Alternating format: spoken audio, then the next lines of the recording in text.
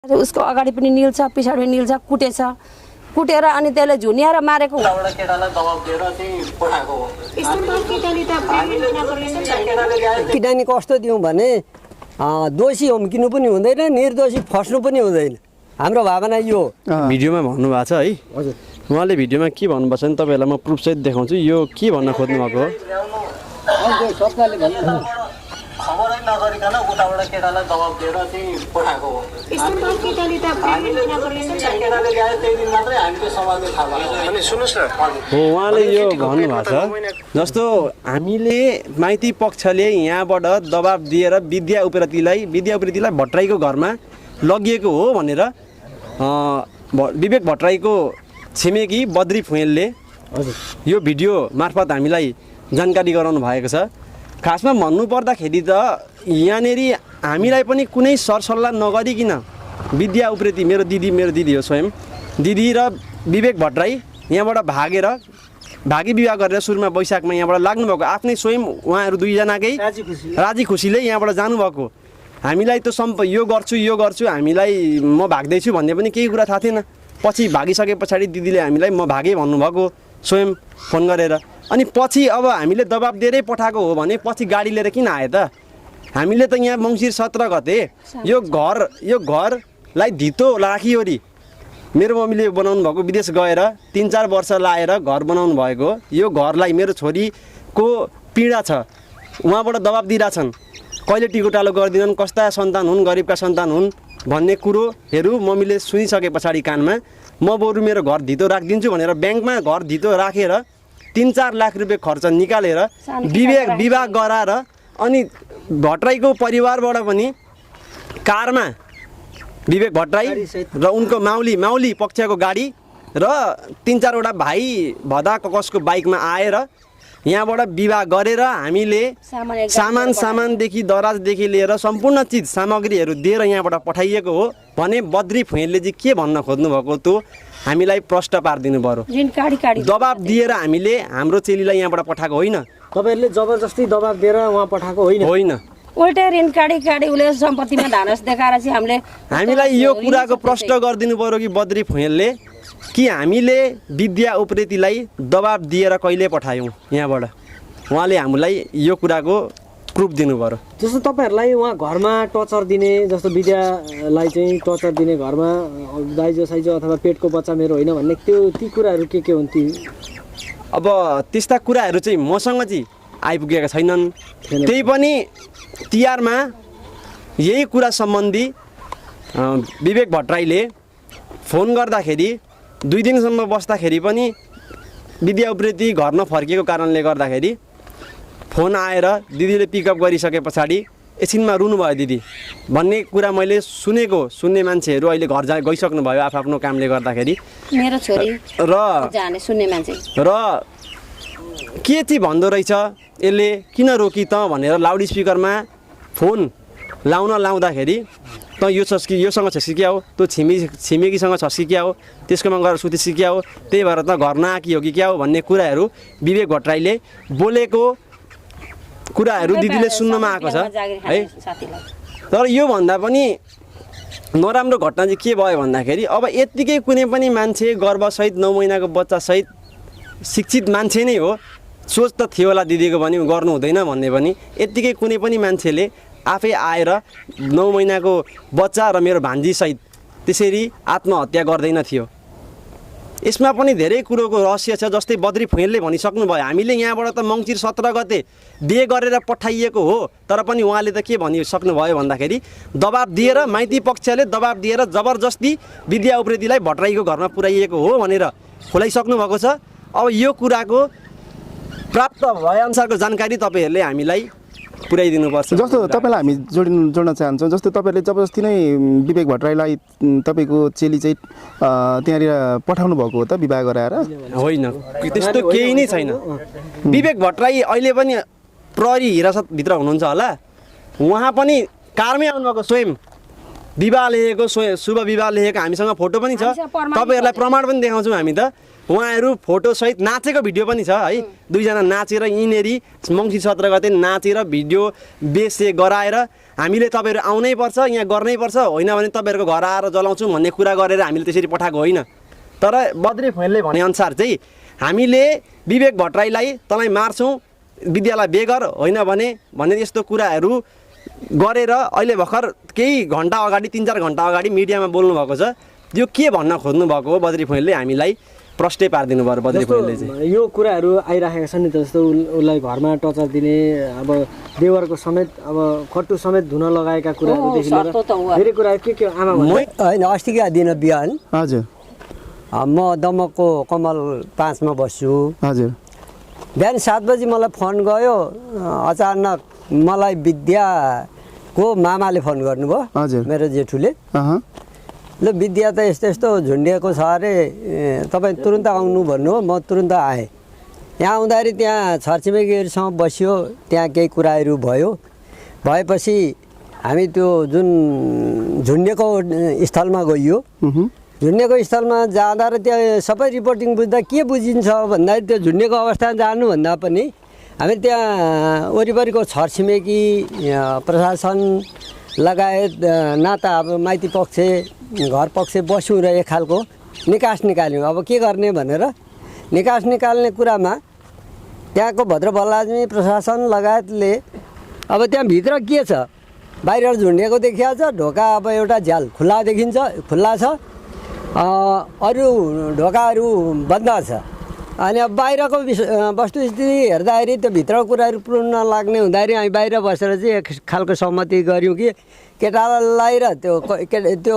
परिवारलाई प्रशासनको जिम्मामा राख्ने त्यहाँभित्र के छ खोजौँ त्यसै पछाडि यो लासलाई पोस्टमार्टममा लैजाउँ भन्ने एक खालको निकास निकालेर हामीले त्यो ढोका खोल्यौँ तोडेर भित्र जाँदाखेरि खोज्दाखेरि त्यहाँ हामीले के भेट्यौँ भन्दाखेरि दुईटा ग्लास भेटाइयो एउटा स्टिलको ग्लास र एउटा सिसाको ग्लास त्यो पछाडिपट्टि समात्ने ग्लास भएको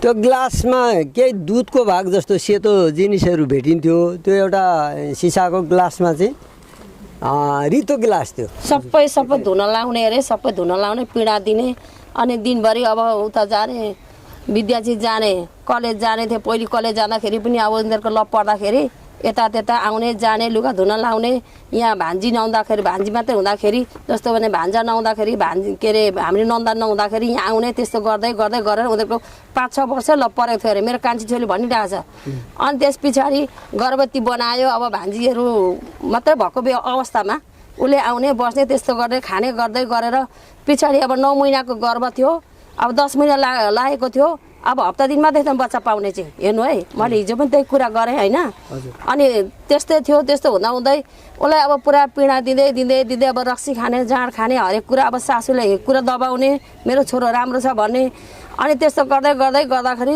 विद्याले पीडा गर्दै जाँदाखेरि उसको अगाडि पनि निल्छ पछाडि पनि निल्छ कुटेर अनि त्यसले झुन्याएर मारेको हुनुपर्छ अनि अगाडिपट्टि गिलासमा दुधको छाली लागेको छ अर्को गिलासमा अलिकति खाएको छ रक्सी त के भन्छ त्यसको नाम पनि आउँदैन गोल्डन वाक भन्ने हजुर त्यो गोल्डन वाक उतापट्टि चेपमा छ यतापट्टि गिलासमा अलिकति खाएर पोखिएको छ अनि फेरि भान्जीको एउटा खाटमा यस्तो खुट्टा यस्तो पसारिएको छ एउटा खुट्टामा चप्पल खोलिएको छैन अनि हो त्यस्तो स्थितिमा छ अनि मलाई त्यो देख्दाखेरि चाहिँ भान्जी आफै मरेको हो जस्तो लागेको छैन तर अरूहरूले भन्दा होला त्यो आफै झुनिँदाखेरि त कमसेकम यो कपाल फेलेला छ यस्तो छरपट्ट छ अब भान्जीको त तल खुट्टाको चप्पल खोलिएको छैन केही न आफै झुनिएको मान्छे त यस्तो बल गरिन्छ उ गरिन्छ नि त खुस्किन्छ नि त खुस्किएको छैन मलाई चाहिँ शङ्का लाग्छ कस्तो भने अरूले अब मिडियाले हेर्नुभयो होला सबै पत्रकारहरूले हेर्नुभयो होला सबै प्रशासनहरूले सबैजनाले हेर्नुभयो होला तर मलाई चाहिँ चित्त बुझेको छैन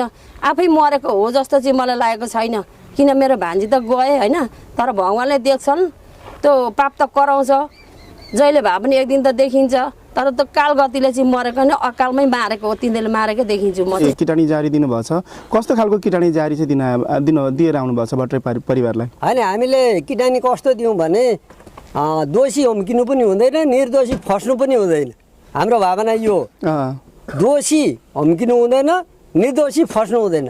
अहिले हामीहरूको त्यो मोबाइलमा भएको कल डिटेलहरू सबै पूर्ण नभएको कारण अनि जुन पोस्टमार्टमको रिपोर्टहरू नआएको कारण र आदि इत्यादि चाहिँ उसको चाहिँ यही हो भनेर किटनी दिने अवस्था नभएको हुँदाखेरि मानसिक चेतना अथवा उसलाई चाहिँ मानसिक पीडा दिएर पीडाले यो मरेको भन्ने हामीले जो देखाएको थियौँ त्यही खालको दिएको छौँ। त्यस्तो उतार चढाव खालको हामीले केस दिएको आत्महत्या दुधसानमा मुद्दा दिनुभएको छ हैन? हजुर। कसलाई दिनुभएको छ? हामीले के गरेका छौँ भने त्यो उसको सासूको पनि मोबाइल लियोस् होइन, देवरको पनि मोबाइल लियोस्। अब त्यो दुईवटा मोबाइल हामीले अस्तिकै दिन हामीले आइज गरेर प्रशासनलाई जिम्मा लगाएका छौँ।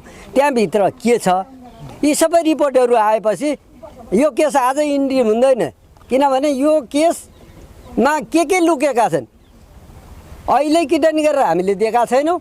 यस केसलाई जारी राख्दै जस्तो अहिले चाहिँ कतिजना विरुद्ध चाहिँ दिनुभयो त अहिले हामीले त्यही दाइसँग पनि जोडिन्छौँ। दाइ बोल्दिनु माइक के अरे नाम विवेक भट्टराईलाई चाहिँ हामीले अलिकति यिनीले चाहिँ पीडा दिएर यो यस्तो भयो भनिएको छौँ। तर आमा र देवरको पट्टि पनि के छ त त्यहाँनिर त्यो मोबाइलमा खोजतलास गरियोस् भनेर हामीले त्यही खालको अहिले निवेदन दिएर आएको छौँ। अहिले चाहिँ तपाईँहरूले चाहिँ एकजना श्रीमान विरुद्ध मात्रै यो उजुरी दिनुभएको छ, थपलाई चाहिँ अब अनुसन्धान पछि के हुन्छ?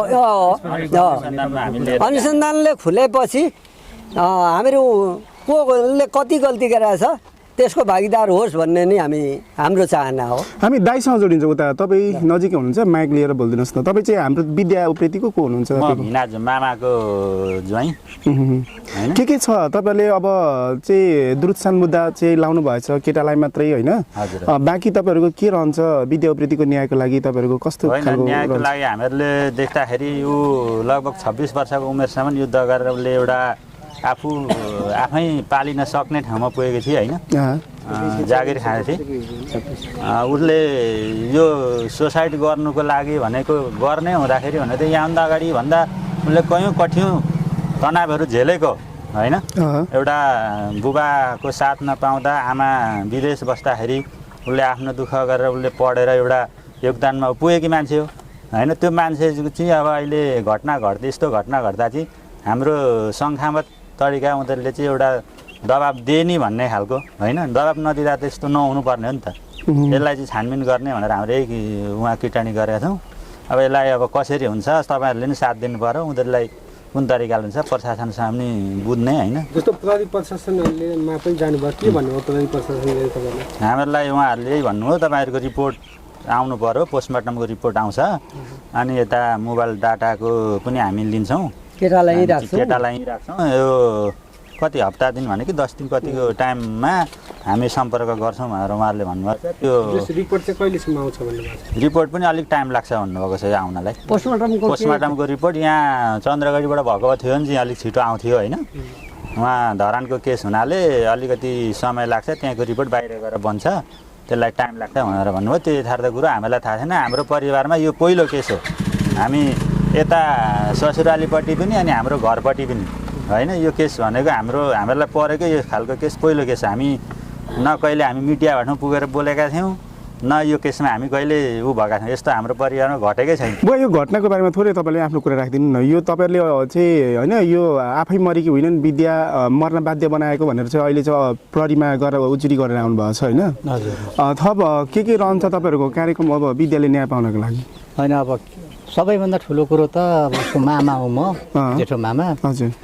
उसको अब त्यो हामीहरूलाई मुख्य कुरो अब त्यो पुलिसको यहाँ भएको जम्मै डाटा र पोस्टमास्टरको त्यो अब नानीको डिएमए गरेको छ त्यसको रिपोर्ट होइन। त्यो जम्मै आएपछि हामीलाई काम गर्न अलिक सजिलो, हामीलाई पनि उनीहरूसँग कानुनमा जानलाई सजिलो हुँदो रहेछ। जस्तो विवेकले चाहिँ मेरो बच्चा होइन पेटको अर्कैको तैँले पेट ल्याएर आइस भनेर पनि भनेर एउटा आरोप लाग्यो। हामीहरूले कानले मैले सुनिएन हजुर। अब यहाँका उनीहरूका साथी मेरै छोरीहरूसँग पनि तनाव त्यसरी दिइराखेको रहेछ हजुर हजुर अनि यिनीहरूले मोबाइलमा पनि मलाई ठुलो बनाएर रुँदै रुँदै बुझ्नु पर्छ के हो तँले तेरो कुरा सुन्नु न भन्दाखेरि पनि अनि सुरु हुँदाखेरि उसले त्यस्तै पनि भनेर छ तैँले बिना अर्काको पेट हो मेरो बच्चो मेरो होइन भन्ने कुरा चाहिँ अब यो सुन्नमा आएको हो आफूले कान्नु पर्छ होइन अब ऊ भान्जीले चाहिँ हामीहरूलाई मलाई यस्तो तनाव पऱ्यो यस्तो गरौँ भनेर हामीलाई सुनाएको पनि होइन जस्तो यो घटना चाहिँ अब अहिले जे सत्य तथ्य छानबिन हुनुपर्छ भन्ने हिसाबले तपाईँहरूले किटानी जारी जस्तो एउटा कुन उजुरी अथवा किटानी जारी के गर्नुभयो किटानी जारी त हामीहरूले अब उहाँहरूले पनि भन्नु तपाईँहरूको छानबिन आउँछ उहाँबाट जुन अब यो रिपोर्ट आउँछ रिपोर्ट अनुसारले हुन्छ उहाँहरूलाई हामी छोड्दैनौँ नछोडेपछि अनि हामी सम्पर्कमा गरिराख्नु होला तपाईँले पनि म पनि गर्छु भनेर त्यहाँ सही हिसाबले भन्नुभयो थप दर्शकबिन अब हामी कुराकानी जोड्छौँ यता र बुझ्नु म एउटा कुरा थप्नु पऱ्यो अनि हामीलाई अहिले एउटा आरोप के आयो भने तपाईँ नै तल 2 नम्बरमा जानुभएको थियो 13 नम्बरको त्यो जुन मृतक घरको एकजना छिमेकी साथीले चाहिँ अब यी जबरजस्ती निज व्यक्तिलाई चाहिँ पठाइदिएको हाम्रो त केटालाई जबरजस्ती माइती पक्षले पठाइदिएको भन्ने कुरा यसको लागि चाहिँ घोर भर्जना गर्दछौँ किनभने हामीलाई थाहै छैन उनीहरू दुईजना कति वर्ष पहिले चाहिँ माया प्रेम गरे केटा र केटी भागे अहिले माइती पक्षलाई त्यो भन्दाखेरि चाहिँ त्यसको मैले अघि फोन गरिसकेँ तल हामी यहाँ 50-60 जना बरु मान्छे आउँछौँ हामीहरू आउने भन्छन् केटाहरू त्यो शब्द फिर्ता लिने कि नलिने भने त्यस्तो छ नि कुनै आफ्ना छोरीलाई त फल्नासँग जा भनेर घर ठेलेर माइतीले कसैले पनि पठाउँदैन उनीहरूको माया मोह भयो दुईजना गरी पनि खान्छौँ भनेर गएपछि अब अहिले चाहिँ उसले त्यो छिमेकी व्यक्तिले होइन अब हिजो त्यो समाजमा हामी कहाँ वार्तामा बस्ने व्यक्तिहरूले चाहिँ उहाँलाई त्यो केटीसँग जबरजस्ती पछाडि लाएर खेदेर पठाइदिएको केटाले हामीसँग कुनै त्यस्तो कुरा गरेकै होइन भन्दाखेरि यसको चाहिँ घोर होइन मिडियामा जाओस् मिडियामा ऊ मान्छेलाई तपाईँले के भन्नुहुन्छ उसलाई चाहिँ म प्रति चाहिँ आभार छ नि असाध्यै घोर विरोध गर्दछु